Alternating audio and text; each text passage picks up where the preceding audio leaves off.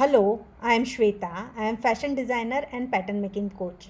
Welcome to my channel Silhouette Sutra. At Silhouette Sutra, we discuss all about fashion, fashion styling, and fashion pattern making.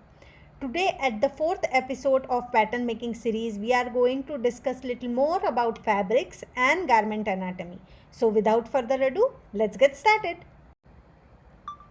As we are starting pattern making Indian way, mostly we are going to use woven garments. So let's understand woven fabric little bit better. So this is a woven fabric. So first thing you need to know, this is the selvage edge of this fabric. Can you see here? This is known as selvage of the fabric.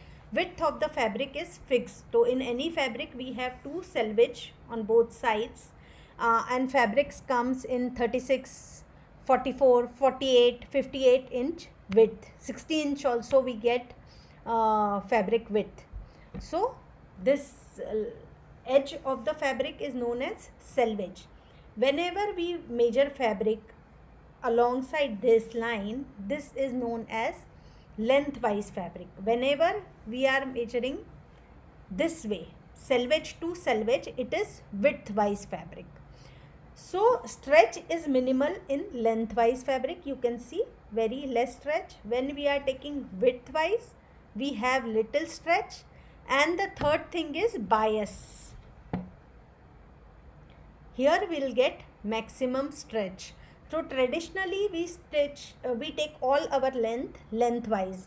We call it lengthwise grain because here the stretch is minimal. So our hemline will not waver and will get little stretch for our body fitting. For our curves will get little stretch here. So this is cross grain, this is straight grain. And when we cut fabric bias, that is like 45 degree. If I fold fabric like this, here I'll get the maximum stretch, and this is the bias grain. When we are selecting fabric for our designs, it is important to consider the weight and fall of the fabric for that particular design. Like heavy weight materials like canvas and twills, we use for structured garments. So heavy and trousers. So whenever we need some structure, we need little heavy weight materials. When we are making something, some gown or something flowy, we need the lightweight material. So understanding the weight of fabric or design is very important. Another important thing to consider is fall of that particular fabric. Whether fabric is sticking to a body, it is taking the shape, or it is flowy. Depending on that also we decide which fabric to use for which particular design. Whenever we are designing the garment, first thing we decide for which occasion we are designing that garment. Depending on that, we decide on our fabric. Suppose we are making a party wear dress, so we will go for silk, georgette, that kind of a material which is little shiny, luxurious feel. That kind of a material we will use for party wear garment. If we are making a casual garment, then we want something which is comfortable, then we will go for cotton or linen fabric. If we want to make a formal garment, then we want to make a structured garment. That's why we will go for material which is slightly heavy in weight. Our occasion mostly determine which fabric we will use for that garment.